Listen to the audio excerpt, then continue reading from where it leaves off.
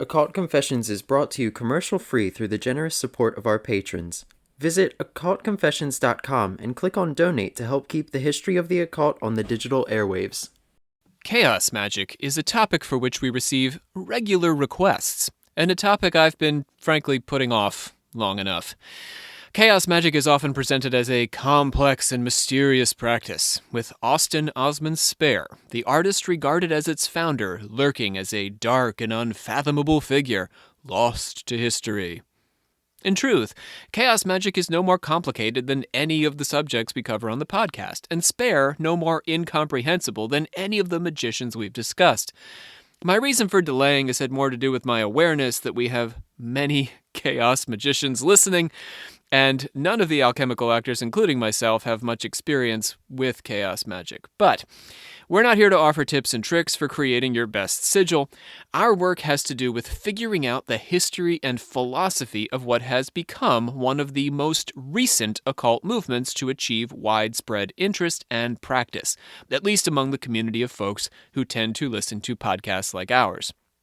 So, let's begin at the beginning, with a man who was delightfully eccentric, remarkably creative, and wanted nothing more than to scandalize traditional culture, albeit in a more playful and artistic way than contemporaries like Aleister Crowley. Artistic prodigy, proto-surrealist, occult maverick, and person who rejected Adolf Hitler. Ladies and gentlemen, today I give you the godfather of chaos, Osman Spare.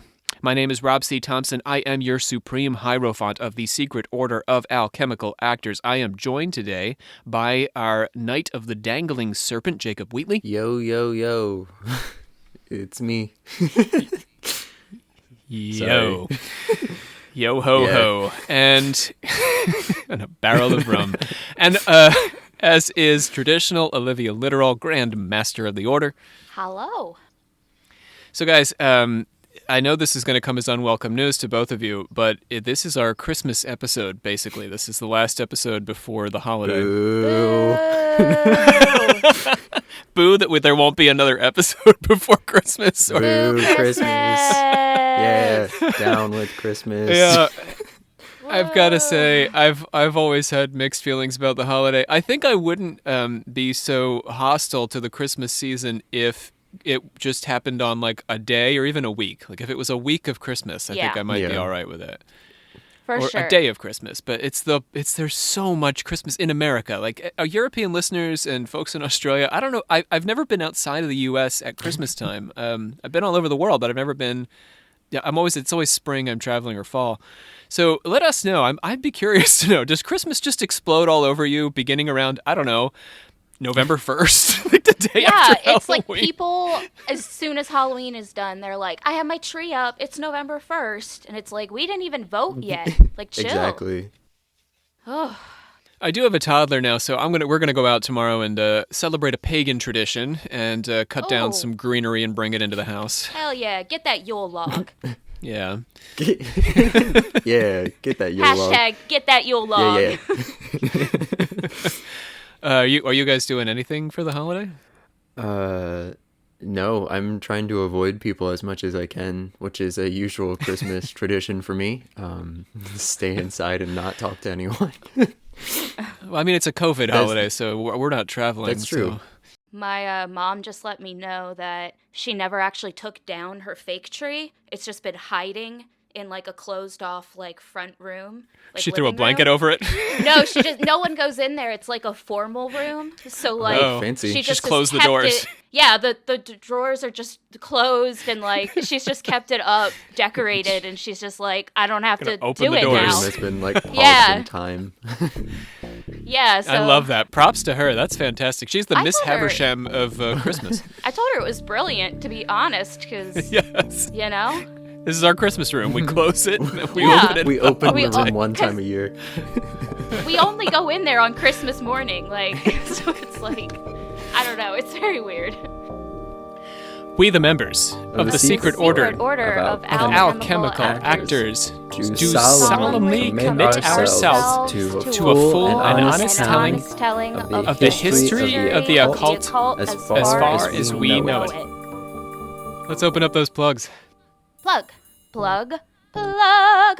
So yes, we did pre-record our last episode at the end of the Evil Spirit series, so we've got a lot of patrons to thank today. Again, so grateful, especially at this time of year, and with COVID all around us, yet again, but vaccines on the horizon. We want to give a special thanks to the folks who were able to join our patron crew, and love to the people who have had to leave the patron crew for financial reasons. We understand it is tough times and hope to see you back when you're able to.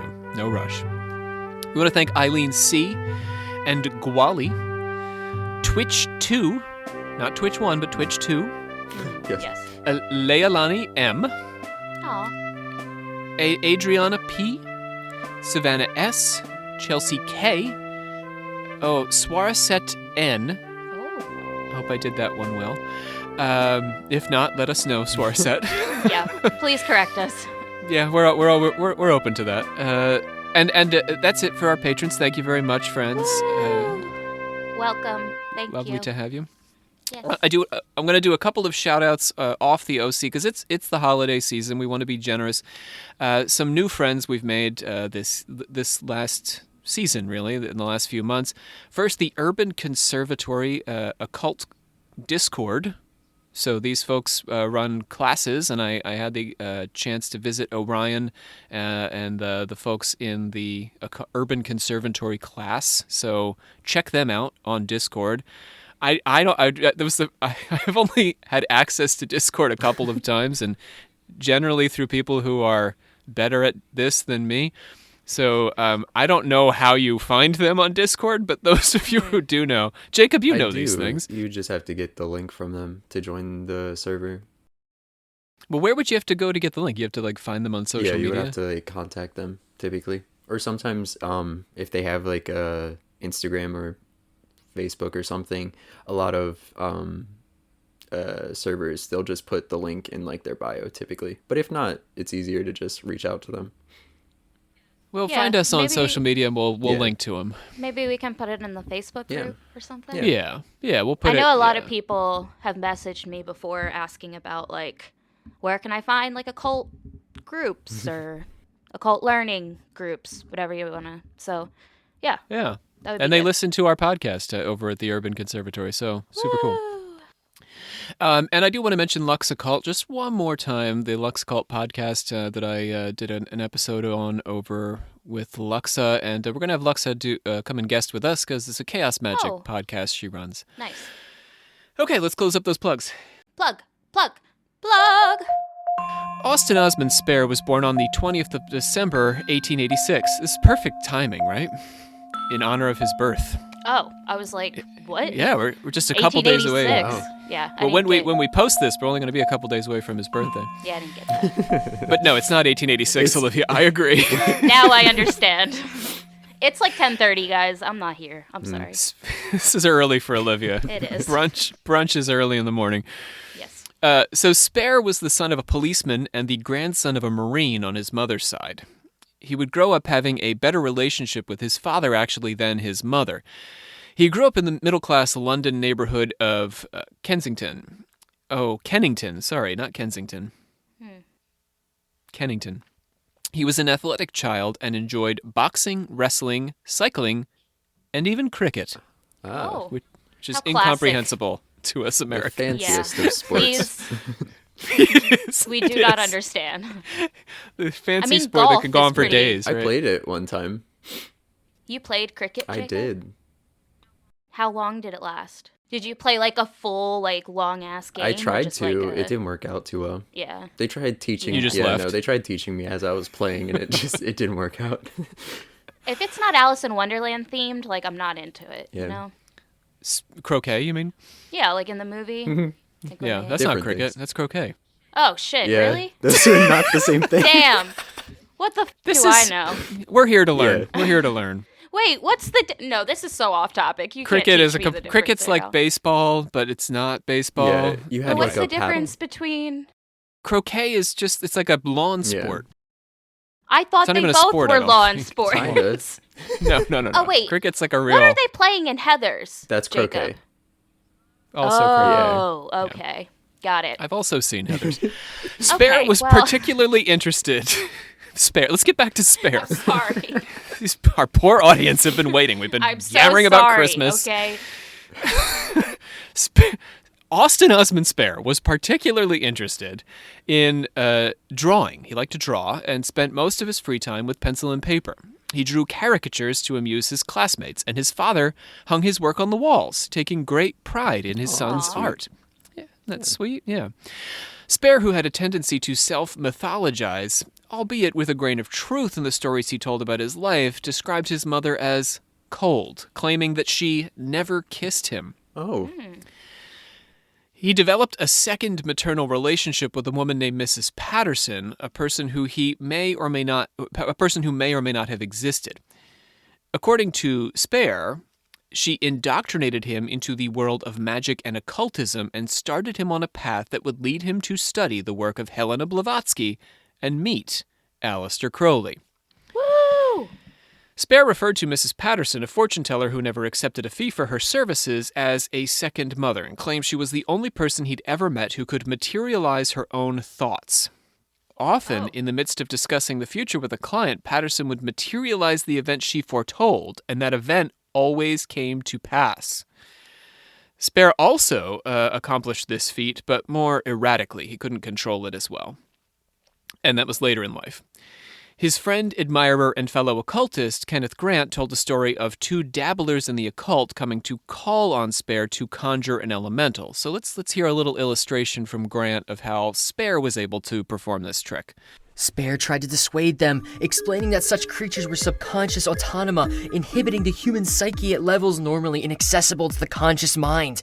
As they almost always embodied atavistic urges and propensities, it was an act of folly to invoke them, as their intrusion into waking life could be extremely dangerous. But the Smatters did not take him seriously. Using his own method of elemental evocation, Spare set to work. Nothing happened for some time, then a greenish vapor resembling fluid seaweed gradually invaded the room. Tenuous fingers of mist began to congeal into a definite, organized shape. It entered into their mist, gaining more solidity with each successive moment.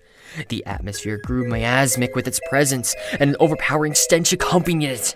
And in the massive cloud of horror that enveloped them, 2 pinpoints of fire glowed like eyes, blinking in an idiot face which suddenly seemed to fill all space. As it grew in size, the couple panicked and implored Spare to drive the thing away. He banished it accordingly. It seemed to crinkle and diminish, then it fell apart like a blanket, swiftly disintegrating. But while it had cohered and hung in the room like a cloud, it was virtually opaque and tangible, and it reeked of evil. Grant reported undoubtedly via Spare himself that within weeks one of the pair was dead and the other committed to an asylum. In 1900, at the age of 13, Spare was apprenticed to a printer and poster designer, Sir Joseph Coston, and the Sons of the Clapham Road. Oh, Sons on the Clapham Road. Either way. When some design work he was doing on his lunch break was noticed by 2 well-connected visitors, they recommended him to the Royal College of Art in South Kensington. Kensington this time. He was tall and handsome, but young and shy, and perceived as aloof by most of the other students at the college, except, that is, for Sylvia Pankhurst, daughter of the political activist Emmeline Pankhurst, a very... If you're from the UK, I'm sorry, you already know this, but Emmeline Pankhurst is a major feminist figure and suffrage figure of the 19th century. Sylvia would go on to become a leading figure in England's suffrage movement herself, going to prison 15 times over during her lifetime, where she was often force-fed because she would go on hunger strikes while imprisoned. That's a tough bitch. Yeah. Pankhurst and Spare would be lifelong friends starting at the college, which was an art college that was widely considered an inferior place to try and acquire anything like skills in art. Regardless of his poor training, Spare's natural talent shone through and he became a kind of teenage prodigy. In 1904, at the age of 17, he had his first public showing at the Newington Public Library, and his father submitted 2 of his drawings to the Royal Academy of Arts. One of the pieces, a bookplate, was accepted, making Spare the youngest exhibitor at the time, if not in the history of the Academy. His sudden success at such a young age catapulted him to a kind of instant celebrity, but the attention and pressure were not especially welcome, becoming a source of tremendous stress and anxiety for the young artist. It's that child star phenomenon, right? Like you're at the top of the world when you're 17 years old. What do you do next? It only goes down from there. It's true. Right? In the same year, he told a local newspaper that he'd begun devising his own religion. Oh, What? Wow, okay, never mind. It just keeps going Right up. to the newspaper. Yeah. He's already on a, who are the Smith's kids, Will Smith's kids? He's already doing that whole Damn. thing. Yeah. He's made friends with the poet and occultist Victor Neuburg at this time, best known to our listeners for serving as apprentice to Aleister Crowley during his Enochian rituals in the deserts of Algiers in 1909. Guys, remember Victor Neuburg? He played the violin and his hair got styled like devil horns. How could I forget? So, in 1907, Spare published his pagan-inspired Book of Satyrs, featuring satyr-like men in various scenarios, and one of Spare's most famous self-portraits at a desk surrounded by masks and figurines, expressing in very loose symbolic form the identity and attitude of the artist. Is that... Doesn't he have something that he ends up... Someone famous has, like, his art. Shit. I can't remember. That was bad. Comment to make. I want to say it was someone from like Led Zeppelin, but maybe I'm wrong. It's like what that like Jimmy Page? Maybe like someone Jimmy Page would be has the one, I think. His like self-portrait or something. Is that what you're talking about? No. This is, yeah, he did a number of self-portraits, but this one's the most okay. famous of them. It's got it's this desk of weird tchotchkes all around it. After publishing Satyrs, he had his first West End exhibition at the Bruton Gallery, where George Bernard Shaw first commented on his work, calling it too strong medicine for the average man. That's what people have also said about me, too. I have heard that. Yes, Jacob. Shaw was sort of great at like saying things about other people's art. He's just this great commentator of the period. So I think that was kind of like a compliment. It was just I like can't his work tell. is too intense for people. Okay. I thought it was like a backhanded compliment, but There's always a little bit of element of that, I think. But Shaw wasn't the only celebrity to cross Spare's path at this exhibition. Also, at the Bruton Gallery, Spare first encountered, here we go, Aleister Crowley. Striding up to him, the beast announced himself as the vice-regent of God upon Earth. Man, what a man. fucking right. Crowley admired Spare's art and was among a growing crew of his patrons. Remember, Crowley was reasonably wealthy at varying points of his life. Wait, so where is he right now, like in his It's 1907. status? Okay. Crowley's Yeah. he's this is like his rising occult years. He's pretty Okay, famous, yeah. All right. especially in those circles. So he's admiring him, and the patrons were but the most wealthy of his patrons was a man named Pickford Waller. Crowley commissioned a series of pieces from Spare for his journal Equinox, and also gave Spare an expensive ceremonial robe, and recommended him to the journal editor Holbrook Jackson. Wow. The You exact set him nature, up. yeah, he's making connections. But here's where it gets a little fuzzy. The exact nature of Crowley's relationship with Spare is subject to some speculation. Crowley was, as many of our listeners know, bisexual. His homosexual acts with Neuburg, a mutual friend, fairly well documented, and we've talked about them. So check out at least our first Crowley episode. Spare had a following among gay patrons and expressed a strong interest in alternative sexualities in his writing and in his art. Crowley and Spare may have had a physical relationship at one point. In his collection, The Winged Beetle, Crowley's poem The Twins was dedicated to Spare. Jacob, I'm actually going to have you read this segment of the poem because you've done Crowley's voice for us, right? Yeah, I have. All right, check it out. Give it a read. I, O son of my mother, that snarled and clawed in her womb, as now we rave in our rapture, I know thee, I love thee, brother. Incestuous males that consume the light and life that we capture, come then, conquer and kiss me, says the poet. Come, what hinders? Believe me. Pretty hot. So Ooh, they were definitely Oh. banging, right? dang. Like, definitely, Yeah, that It's dedicated to that- Spare, yeah. definitely that was banging. pretty Okay, explicit, cool. right? Like Yeah, that If was they like weren't in banging, your face. They It wanted could to. be that, yeah, Crowley wanted he, to at he was least. definitely making some moves. I'm not, I you know, respect his bringing game. up twincest for no one, Yeah. you know? only girls I'm really into do I talk Only about the incest really, with. Yeah. just really special Oh, yeah. people, you know? Okay, so in the poem, they go on to writhe and thrill and blithe and lithe. I bet they do. Oof. Until the spasm that kills them. Oh, Oh my man. god! Get really heated, hot Super and heavy. hot. Oh god, I'm so immature. That's amazing. So Spare actually joined Crowley's Argentia Mastrum in July 1909, being only the 7th member of that group. Oh, He was clearly inspired by Crowley's ideas as reflected in his own occult practice, but he also took much of Crowley's performance of self with a grain of salt. I'll tell you what I mean by that. One of my favorite stories that Spare told about him and Crowley, which we have to take with our own grain of salt because it involves two of the more notorious fabricators of the time period, namely Aleister Crowley and Osman Spare.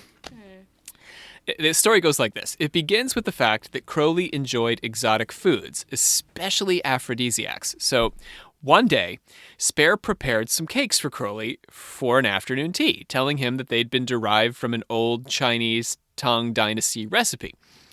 As Crowley was enjoying the cakes, Spare bubbled and boiled over with the secret of the incredibly gross practical joke he'd played. The cakes, he said, had been made with horse and dog feces. Poop. But this is the best part. Spare reports that for his part, Crowley retained his bland expression and said simply, "I guessed as much." wow. That's on brand, maybe. Okay.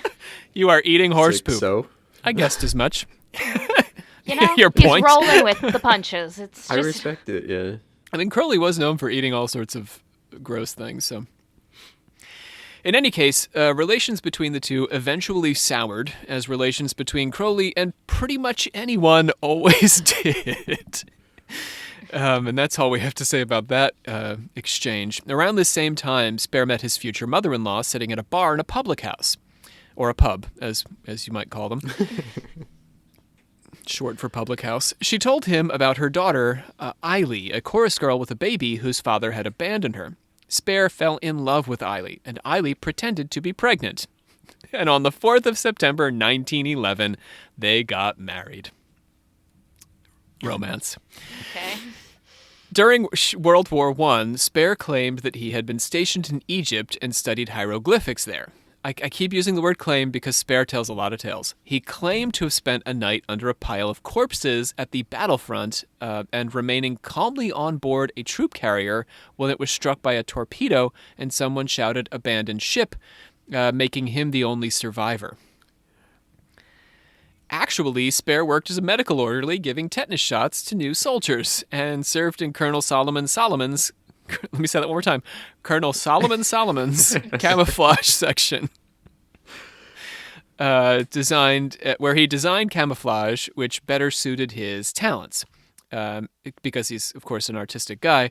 And he helped to illustrate the historical record of the war. During the course of the war, he separated from his wife, whose interests never quite aligned with his, although they never formally divorced. Because divorce was not a thing you easily could do, even if your wife pretended to be pregnant to get you to marry her. He self-published his Book of Pleasures in 1913, articulating some of the theories that would mark Spare as a proto-surrealist, although his art properly belonged to the symbolist era, for my art nerds out there. Let's talk a little bit about that, because Olivia and Jacob have both been through my History of Western Performance class. Symbolism took its inspiration from the ancient pagan culture, various pagan cultures, and sought to express the inner rather than the external actions of its subjects. It's interested in the inner life. Symbolism communicates the barely conscious rather than the unconscious or subconscious, using open symbols that are evocative but whose meaning is uncertain. I'll give you an example that maybe most of our listeners are probably familiar with.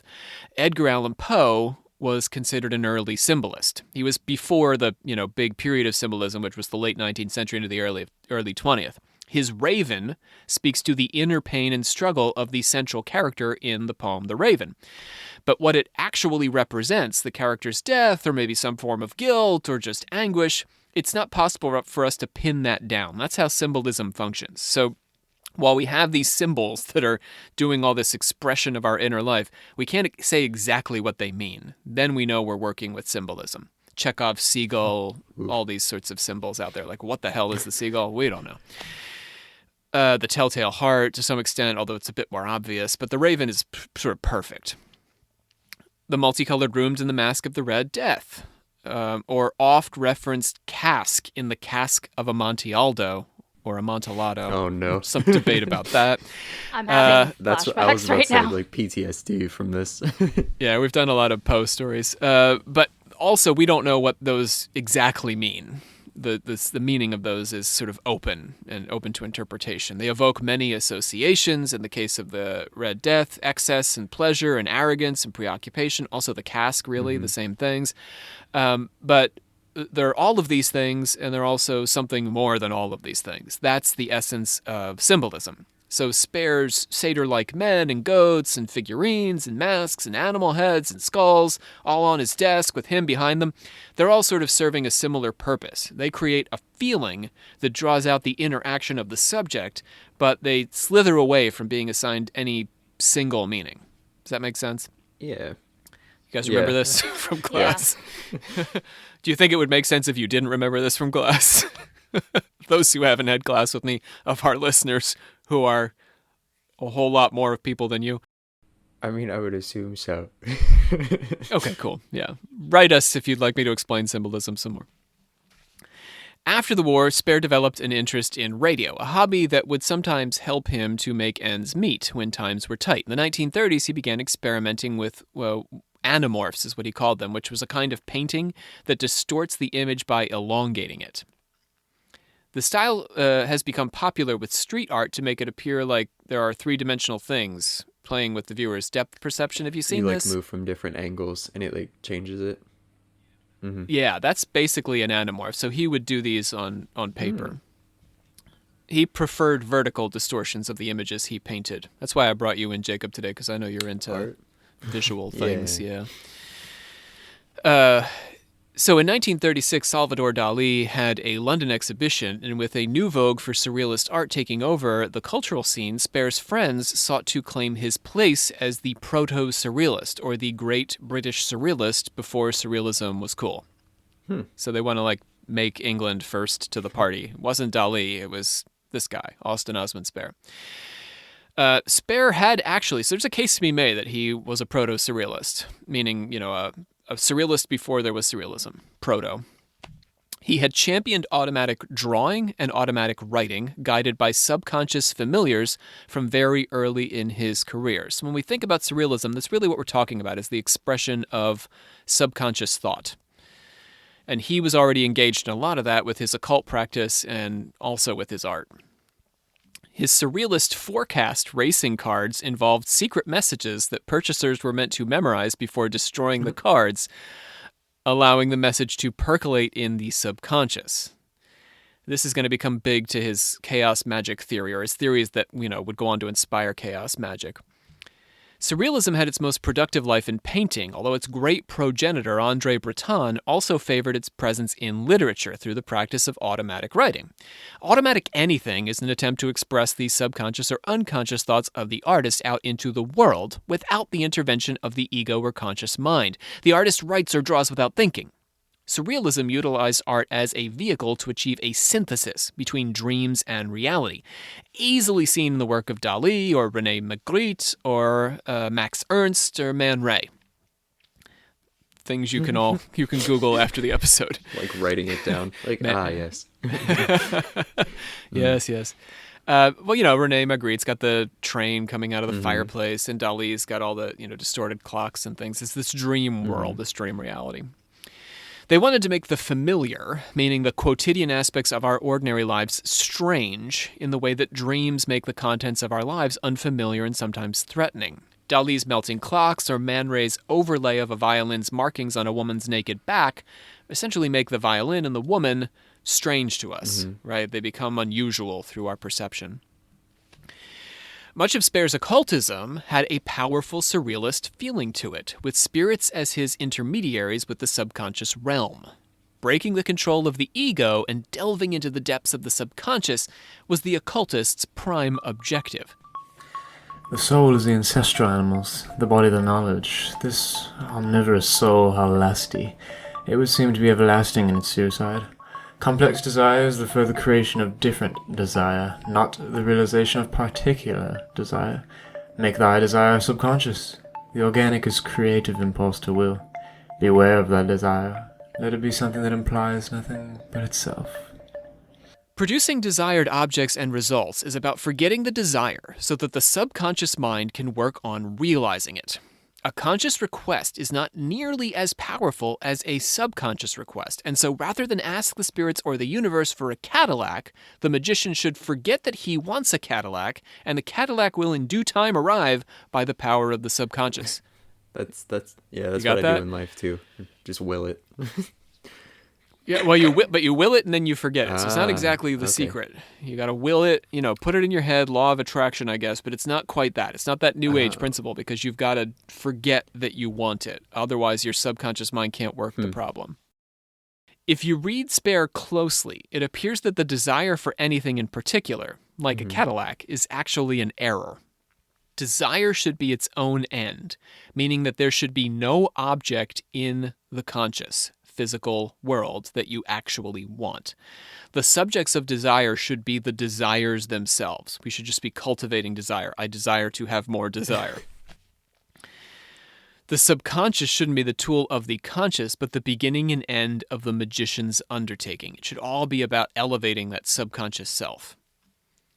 He was a big fan of theosophy and, via Blavatsky, also Hinduism. His writing makes regular reference to reincarnation and embraces the notion of the transcendence of ego, which he relates to his concept, which he calls Kia, K-I-A. Transcendence of ego is not a Gnostic or Buddhist overcoming of desire in his estimation, but rather a complete embodiment of desire. He says one becomes the thing itself or its creature. You see what he means? You become your desire or you become a slave to your desire. And it is preferable to be our desire rather than a slave to our desire. There's a deep sensuousness to Spare's occultism. We embody our subconscious selves and act and desire from the realm of our ancestral animals. This is his concept of mysticism or magical ecstasy. This is clearest in his conceptualization of sex. Ready for this? Yes. Always. Jacob's always ready. Always ready for sex talk. Spare sought to indulge sexual desire below the surface of the ego and mine the depths of subconscious sexuality. This was a theme of both his occultism and his art. There had been rumors that survived long after his death that Spare had been a purveyor of erotic images, although for a long while nothing more graphic than the standard artistic nudes could be attributed to him. His friends talked about him trading in dirty pictures, though, and most believed that if they existed, they'd been destroyed by a well-meaning associate shortly after his death. But in 2009, an album surfaced that solved the mystery, containing images of erections, hardcore penetration, and all manner of orgiastic activities. Wow. Mystery solved. Yep. So he made that early 20th century erotica. Spare had a form of sex magic in which a sigil was inserted into a masturbation device like a suction cup. What? You following me?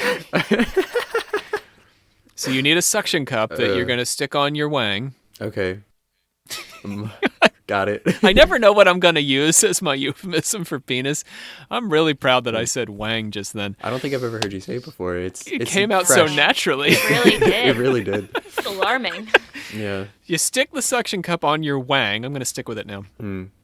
And the suction cup is going to prolong your orgasm and allow the magician to use the experience of the orgasm to access the subconscious realm and make the desired request mentally, Whatever you're requesting, you're going to make that request through the orgasm, and you're masturbating into the cup. Got me? Yeah. Yeah. And there's a sigil inside the cup that your fluids are going onto. So Yes. The cup, also known as an urn, was then buried in a casket filled with dirt, or actually placed in the ground at a waning quarter moon at midnight. Okay. It's getting a little pagan-y now, isn't it? Yeah. Days later, or at least ceremonial, days later, during the new moon, you disinter the urn, replenish the supply, you know what I'm talking about, and then pour the contents onto the earth while repeating an incantation. Okay. And that's how you get your sigil going. That's it. That's my whole system. I'm Wow. done there. That's it. That's what you do. That's enough. That'll keep you I was busy. about to say that's That's a a lot. long process. It could be longer. Like Crowley, we're talking about months and months of summoning the true. demonic kings and stuff. But this is more to the point. Spare, it's a little involved, but it gets to the point. An important part of Spare's system was the abandonment of bourgeois values and mainstream controls of sexual ethics. We're with him there. I think I might be with him on all of this. I'm delighted by this whole... I gotta be honest. I just find him a delightful person. Only when a person thought and acted from their own values, particularly sexual values and desires, could they be truly free and capable of accomplishing magical ends. I'm going to say this again because I think this is so important. Only when a person thought and acted from their own values, particularly their sexual values and desires, could they be truly free and capable of accomplishing magical ends. Wow. That's really nice. Yeah, be you, right? I mean, Yeah. here's a man long before we've sort of like conceptualized homosexuality. Maybe not long before, but like we're still not at a period where we're saying there are no gay rights in 1930. There really wasn't until recently, so yeah.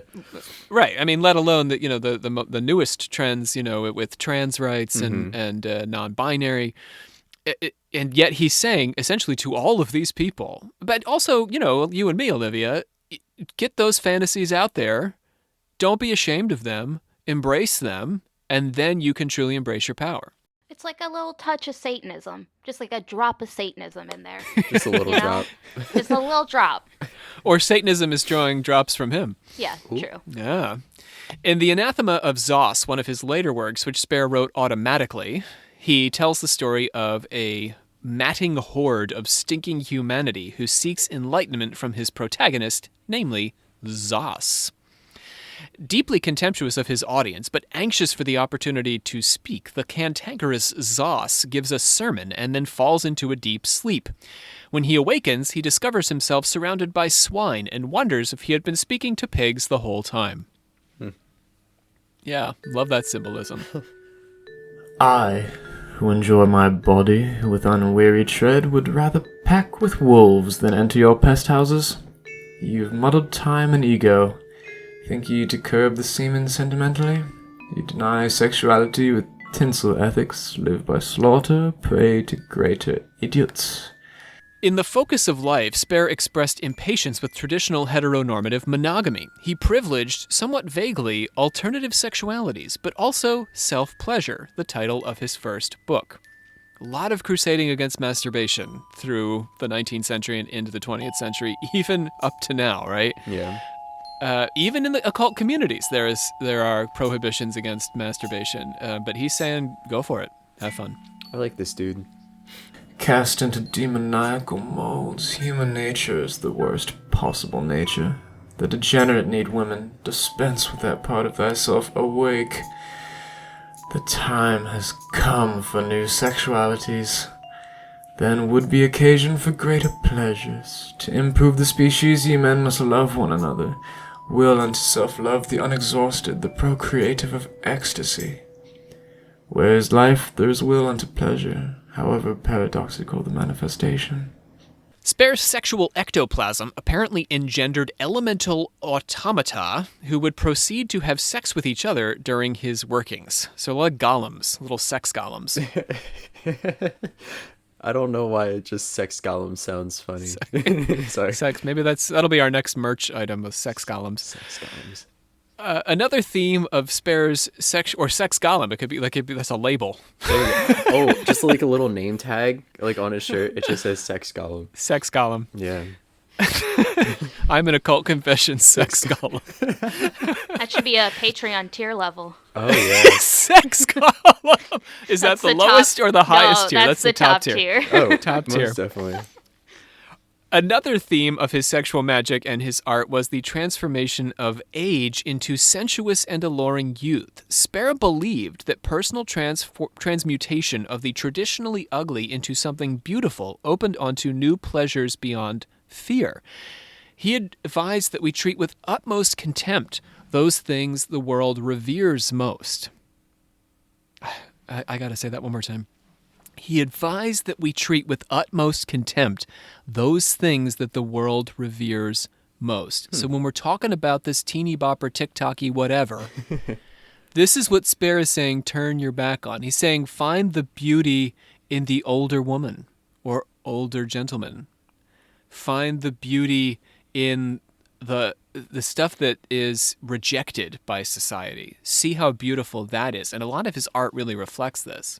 Trying to decide if this dude and Oscar Wilde would get along or hate each other. Yeah, I think that's a toss-up. Because sometimes it's like 50-50. some of his like what Spare is saying is like a little bit of like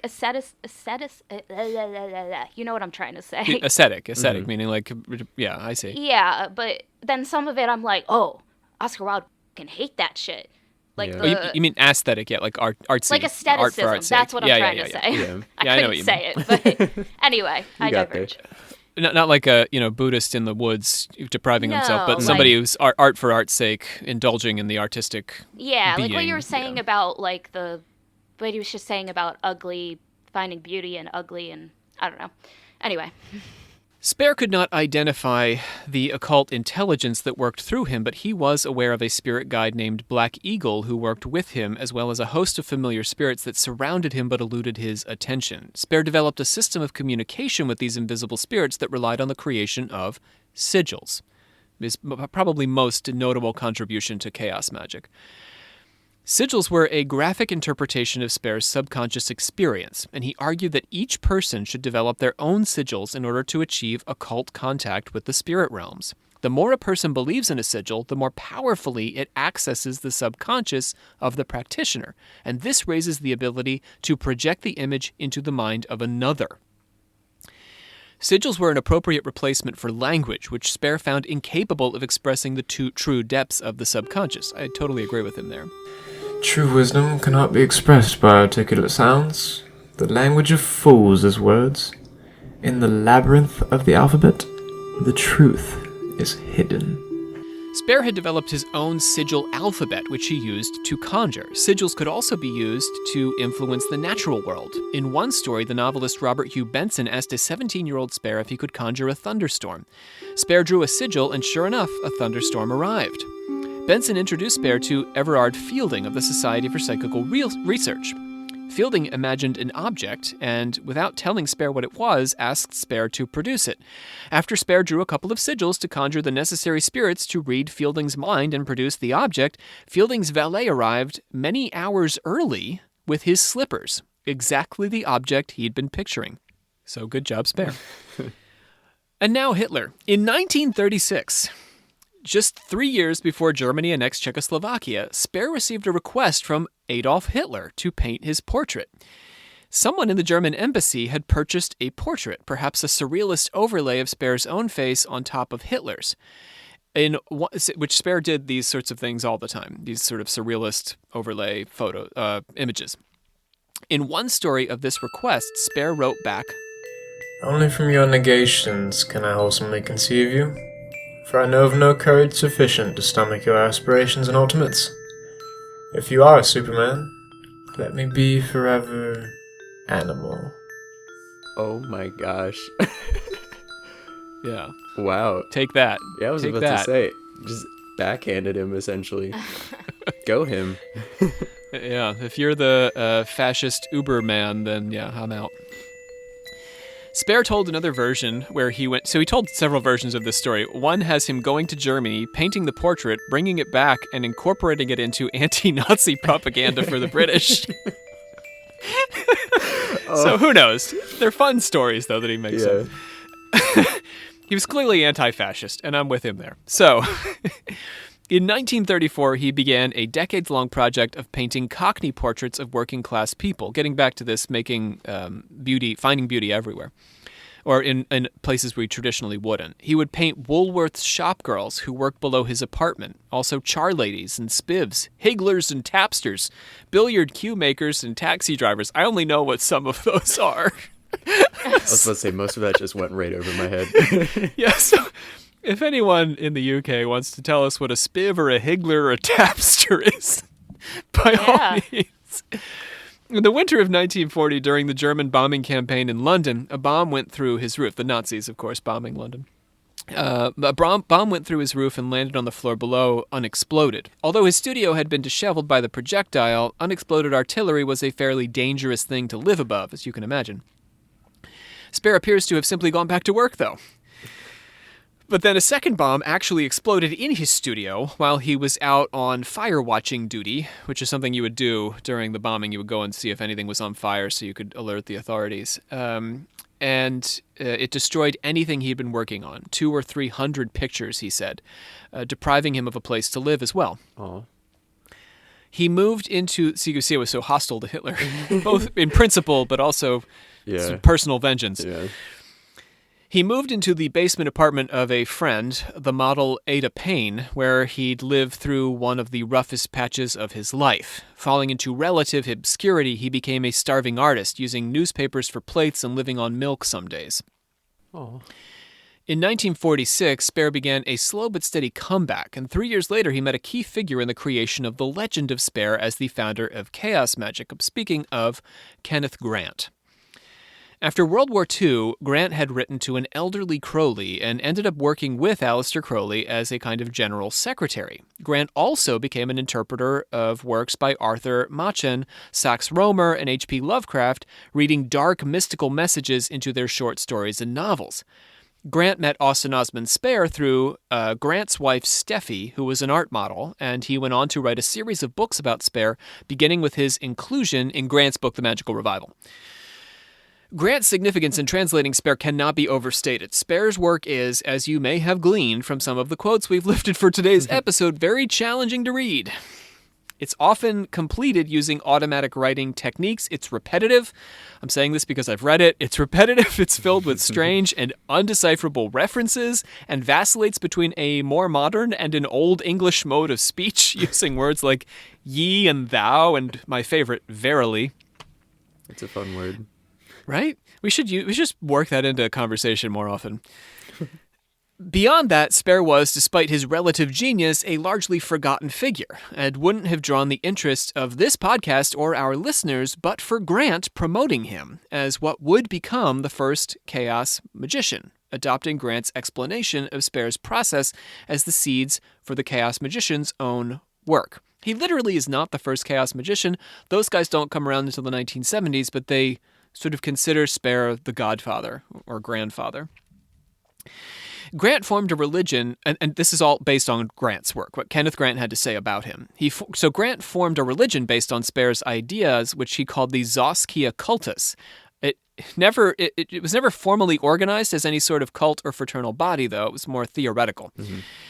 At the time, Grant was focused on creating his own lodge, the New Isis Lodge, within Crowley's OTO, shortly after Master Crowley's death. Grant's own occultism was a blend of various sources, including Crowley, but also Spare, Hinduism, and even some UFOology. So I don't want to give the impression that Grant practiced as an Osman Spare traditionalist. He established a Spare practice that he incorporated into his practice and encouraged others to do the same. Grant, by the way, is also incredibly difficult to read. He writes a lot of books, but they're often very difficult to get through. With his wife Steffi, he introduced Spare to Gerald Gardner, a founder of the modern neo-pagan movement, and the two argued over who had actually ever encountered a real witch cult. Can you imagine this meeting?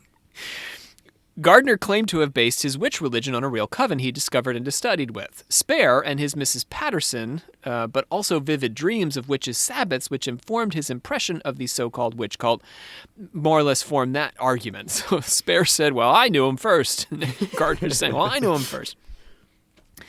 Spare claimed to have assisted Gardner to lift a curse that had been placed on him in exchange for a check for the Royal Society for the Prevention of Cruelty to Animals. So Spare said, I'll help you lift this curse if you donate to the prevention of cruelty of animals. I love that. Love that, yeah. Oh my gosh, that's so cool. The donation was actually part of the ritual, so the donation was part of lifting the curse.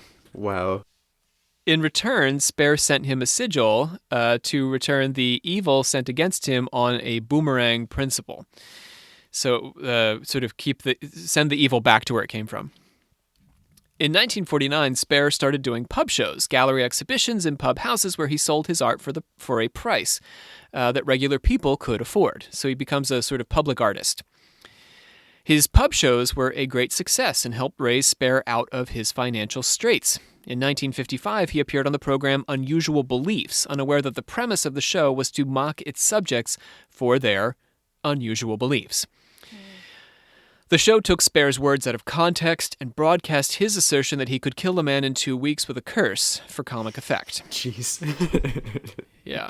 But, in curses that kill, it's possible. Yeah. It's conceivable. The television program would not have been especially impressed by the coincidence, though, between Spare's claims and those of tribal cultures where people do die of the evil eye.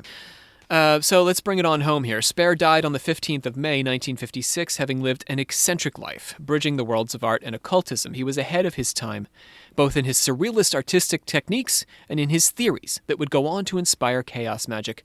As with most men ahead of his time, he lived on the margins. Hailed as a boy genius, he spent most of his life creating in the spaces outside the dominant culture, illuminating forms of beauty that the mainstream tended to call ugly. It's significant that Grant started Spare's religion for him. In Zos, Spare rejected the notion of establishing any fixed system for others to follow, as well as the concept of himself or any man as a genius or guru worthy of following. In line with the existentialists and even the postmodernists who would follow after his death, but also the Buddha long before him, Spare argued that we must follow ourselves, discover our own inner desires, and create our own sigils, whatever that might mean to us, if we are ever to truly transcend. Cursed are ye who shall be persecuted for my sake, for I say I am convention entire, excessively evil, perverted, and nowhere good for ye. Whosoever would be with me is neither much of me, nor of himself enough. Worm-ridden jackals. Still would ye feast on my vomit? Whosoever follows me becomes his own enemy, for in that day my exigency shall be his ruin. Whosoever would be with me is neither much of me, nor of himself enough. Whosoever follows me becomes his own enemy, for in that day my exigency shall be his ruin. That's insane. I was about to say that's a pretty big warning to be like, don't follow. What was Me. that one line that you said in the beginning? I kept thinking, what was it? Convention? Cursed are ye who would be persecuted for my sake? No, convention entire or Oh. something. For I am convention entire. Yeah, I don't know Wow. why that freaks me out. That's Oh, crazy. that really yeah. Well, because he's definitely not, right? But this Yeah. point Yeah. is you should follow no one. You need to make your own Right. way. Which that's something that I mean, after diverging a little bit from my beliefs as a kid, I've kind of like started to follow more and be like, it's more of like my own like personal journey, what I decide to believe in and stuff. So I really like resonate with a lot of like what he said, but then now I feel like bad being like, oh yeah, no, I like this dude. So, Why do you feel bad? I don't know, because he just said don't. Oh, you can like him. Yeah. But just Just the don't point is, follow. yeah, don't copy, don't try to do your own thing, right? To Yeah. follow him would be to do your own thing and find your own desires and make your own sigils, not to, sort of take up everything he did and just replicate it. Yeah. See, I think that's so interesting because I guess we'll talk about it like in this series as we talk about like more modern chaos magic, but I feel like chaos magic now doesn't really abide by that kind of thought. Do you know what I mean? Spare's very definitely a rigid. purist. Yeah. There's a lot of I think there are a lot of ceremonial components for some chaos magicians. I think there's a lot of like variety within the chaos magic community. There are some folks who I think are very much in a Spare tradition, who are literally doing their own thing and calling it chaos magic. Yeah. But And they then would there be, they're outliers, maybe, is what you think. yeah. I don't know. I was don't going to really say know. they would probably be looked a little bit down on. Because I don't know, as someone that kind of like a little bit tried to dabble into the community, well, I feel like we should put out a little bit of a warning when we do this series. Like, don't just listen to this and then dive in and think you can just start doing chaos magic. Yeah. Because, I think it's really easy to invite a lot of things that you don't want by doing it and not. Well, it's one of those things that well, for one, you shouldn't just like dive in right away without like knowing, I won't say like everything, but like at least having a general like knowledge of what you're getting into. I guess that I had an experience, and that's why I said that I'm not doing it anymore. Because You had a negative experience supernaturally, you mean, or occult-wise? Yeah. Negative practice experience. I'm like, yeah. I was pretty convinced for a while that I basically brought something really bad on through something that I did. Oh. And I'm not sure, like, I don't know that I still think that entirely, but I do think it probably coincide. I guess what I'm saying is be careful what you wish for.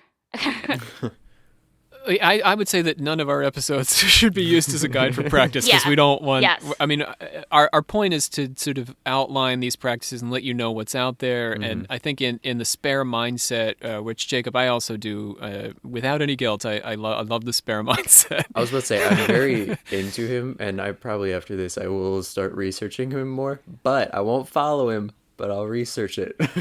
Yeah. Let me know. I've got these books, man. I got all cool. these books. I've read now. So I'll pass them on. But we don't really.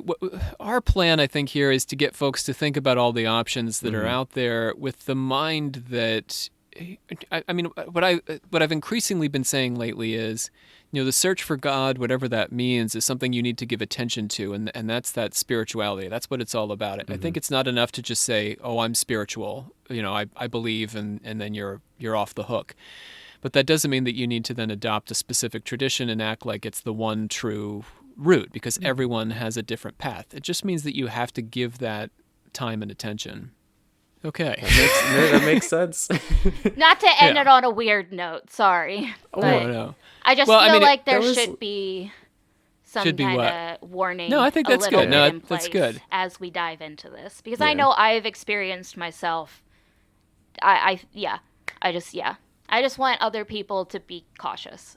There are other podcasts, and maybe podcast is not the best way to begin a project, but there's other podcasts that you could get into that explore practice and talk about practice. There's books and things you should pick up, and communities I think you should join, really. You should have people around you who have ideas about how this works. When we do our weird, artsy, occulty stuff, we're doing it together. Yeah. And that does help check any impulse, yeah. Yeah. But yeah, Olivia, going forward, I think we can explore this question of the Spare approach, which is very open-ended, and the ceremonial magic approach, because Crowley is also a big influence on chaos magic, and Crowley is super ceremonial. So I think there's these twin influences are pushing chaos magic in various directions. All right, let's gong it on into that order of confessors. Baby Squirrelington says. Oh my god. Baby Squirrelington. Baby sorry. Squirrelington says that we are the squirrel's favorite YT people, yeet people, which I found out by Googling it means white people. Hell yeah. It means white people. Yes. We are Baby Squirrelington's favorite whitey-ass whiteys. I know that's right. Thank you. We make pixie. Did you? Are you okay? Yeah, that's what it Are says. there a bunch of E's in the name? There's a lot of E's, Okay. yes. Oh my god. Rob's having a stroke. we make pixie. I was like, do we need to call someone? Like, happy when Pixie is sad. We make Pixie happy. Aw. That's nice. Jenny C says listening to the Alchemical Actors is like sitting down with a group of friends to talk all things spooky and strange. That's what we're going for, Aw, Jenny. Thank you. Yeah. Sounds about right. Ronnie Lane has some interesting notes. Our friend Ronnie Lane over on Castbox. Love the notes Ronnie Lane leaves for us. This is a comment on our episode about Wendigos. Ronnie says that cannibalism risks prion disease, which is kind of like mad cow disease. A prion is a modified protein that attacks and modifies other proteins. You guys know about this? Yeah. My grandmother died That's from wild. mad cow Yeah. disease. Really? Mm-hmm. Yeah, that's before they knew what it was, though. Wow. He also says, in a sort of side note, cannibalism is not illegal in the U.S., but desecration of a corpse is. So that's what you would be charged with. Choose your Right. battles. And animal's blood has similar culinary properties to egg whites. What?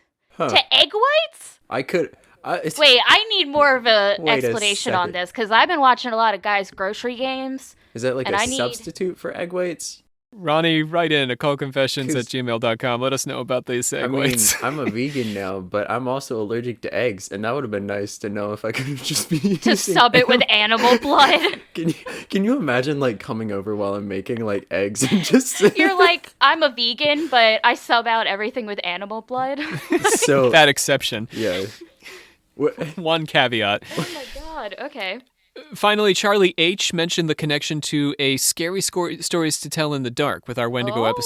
episode, where Defago actually turns to ash. So there's a retelling of the Defago story from the top. Also, Diablo 2, there's Wendigo, I Oh. guess. And Charlie is another one of our welder listeners. So love to the welders. Love We to the have welders. a couple of those, don't we? I think we have more than a couple. I think we are increasingly popular with the welding you community. found your I mean, niche. I feel like welders here. have to like podcasts, right? What else are welders, you doing with and I your think time? that a lot when of you welders work? are into occulty stuff. Yeah. You right? know, They I'm make- honestly not surprised for some reason. So I feel like in their spare times, some of the welders I know make Renaissance fair stuff, so the knights and Yeah. all that. So I feel like they get into it maybe through that channel. Ooh, some forging and fire. Oh, sorry. Oh my gosh, I love that. I keep talking about this show like It's every a- podcast. it's a really good I'm show. sorry. Yeah, anyway. Our sources today included Phil Baker's biography of Austin Osman Spare, Kenneth Grant's The Magical Revival, and also the writings of Austin Osman Spare, which are produced by Green Book Publications, and Jacob will be receiving from me shortly. Sweet. I need some reading material for when There you I'm go. You'll down get used to south. the verilies. I hope you like the word verily and thee and thou. When you all hear from me again, I'm just going to be talking like that. Olivia, bring us on home. I hereby adjourn and declare closed this meeting of the Secret Order of Alchemical Actors till such a time as we get together and do it again. We want to thank Dan Rosendale for doing the voice of Austin Osman Spare today. Dan, awesome job. Also, Sean Priest giving us the Grant quote. Joining me around the table, I have our Knight of the Dangling Serpent, Jacob Wheatley, who's on his way to Florida, but will still be on the podcast. Yes. I am traveling down yonder. Safe travels to Verily. Orlando. So if you happen to be in Orlando and you're listening to the podcast and you're not a stalker, Yeah, that's a send key Jacob a thing. message. Yeah, be like, hey, I'm here too, I guess. You Shoot are a Jacob a stalker. message. Please put that in the headline. Yes, at least Yes. if you are a stalker, Ahead just of let time. me know. Yeah. I'm fine. Well, no, I don't want to say that, but I just rather know ahead of time.